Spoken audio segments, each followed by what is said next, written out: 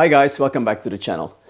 A couple of years ago I posted a video on why I would no longer be using the Fractal FM3 in a live situation. I will put the link to the video in the description box below. In short, I thought the FM3 was not offering me the feel of a guitar amp in the room when I was playing live. It was fine in the studio, but for live situations I really wanted that real feeling of a guitar, and I couldn't get my head around doing that with the FM3, so I sold it.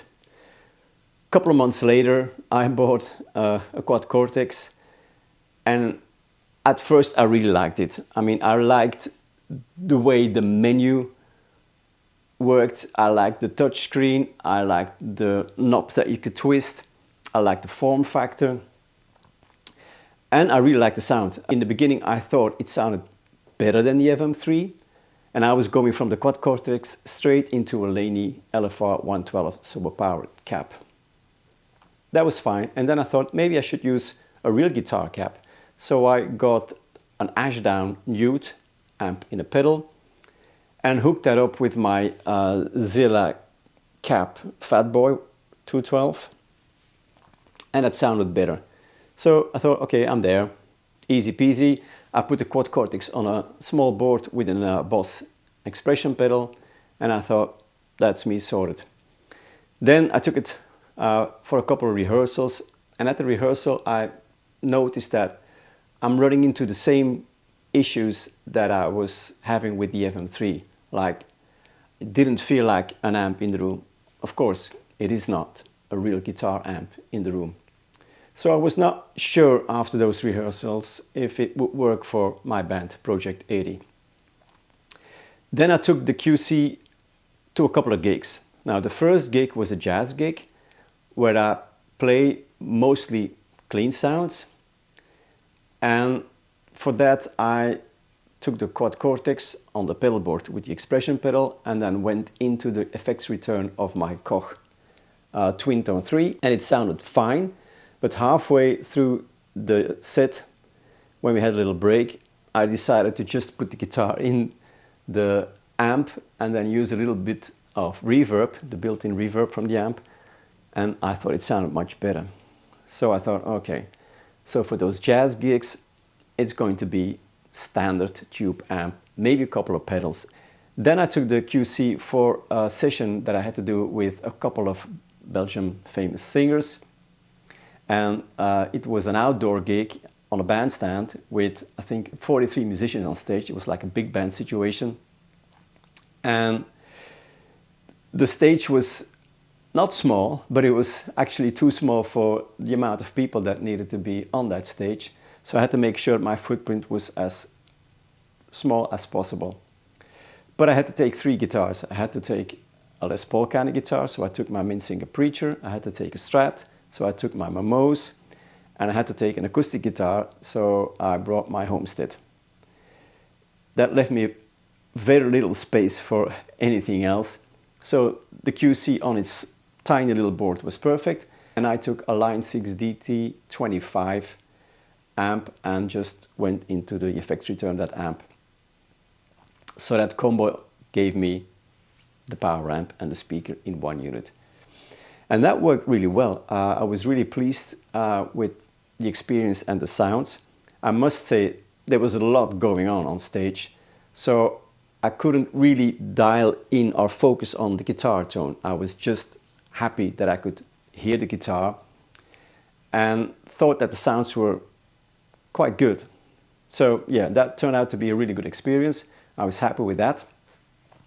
And after that, I took the Quad Cortex on a gig with my band, Project 80. Now, that's where things took a turn. First of all, we do full rock and roll, which means pitch dark stage, some projections, lights, but not that much. We jump around, it's full rock and roll. So you can imagine, if it's really dark and the unit is like just like that, with, I've forgotten now, 8 buttons.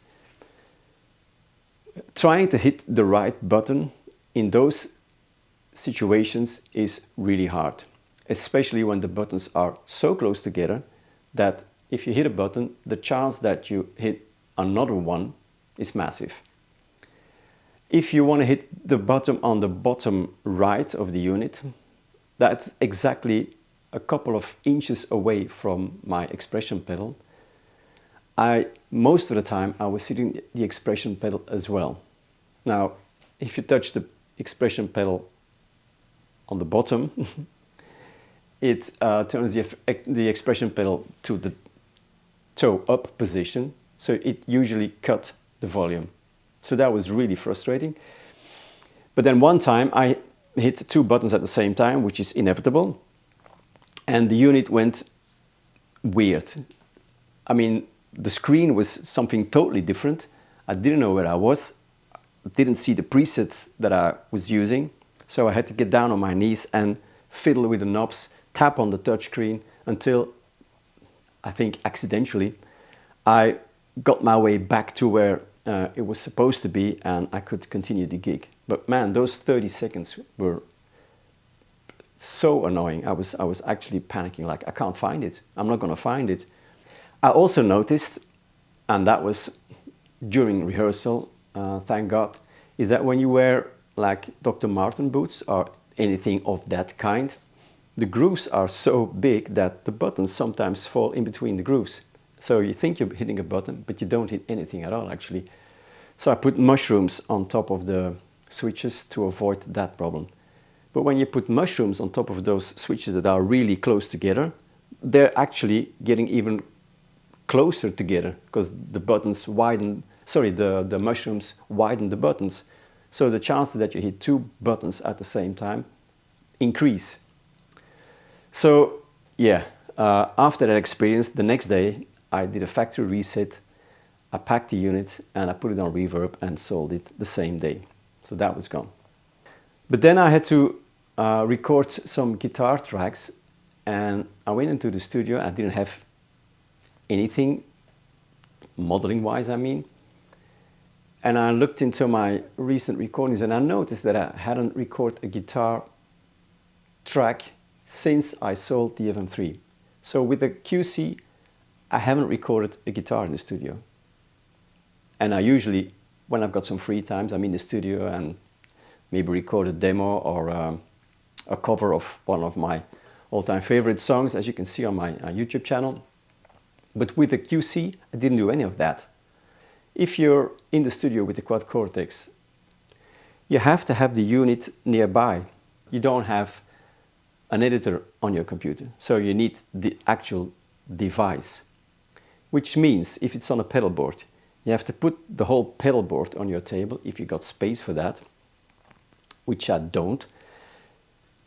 And then if it's on the table, you can't look up on the screen, so you have to stand up or you have to tilt your pedal board, so put something under the bottom, the top part of the pedal board to actually look at the screen, to fiddle with the knobs, then play guitar, do some more fiddling. Or you have to rip the QC from the pedal board and put the QC on the table, reattach the cables, reconnect everything, and then do it that way. And even then you have to like almost stand up to be able to look at the screen, which is really annoying. And I think that made the process so unpleasant that I just didn't do it. Whereas with the FM3 is on the floor, cable goes in the computer, and I'm working on the computer as I do with my DAW. Much more streamlined actually. And I know they've promised an editor since the day they launched the unit. The editor is still not there. So I thought, oh, I need something for the studio. And just at that time, Fractal announced the FM3 Turbo, the Mark II. So yeah, last week I received the new unit. I've tried it on one recording and I must say I'm really pleased now. My expectations are different than the first time. I know what I can expect from a modeling unit. I know what I can expect with the modeling unit into a power amp and into a guitar cab. I will be using it mainly in the studio. Next month we have a gig with Project 80, and I'm not really sure if the venue is that well equipped, so I might take the FM3 as a backup.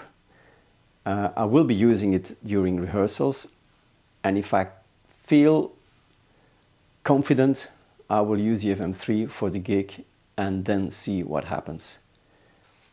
Alright, that was my rant for today about the FM3 and the Quad Cortex. Let me know what your experiences are with these units, and if you have any advice for me, just let me know. See you guys, bye bye.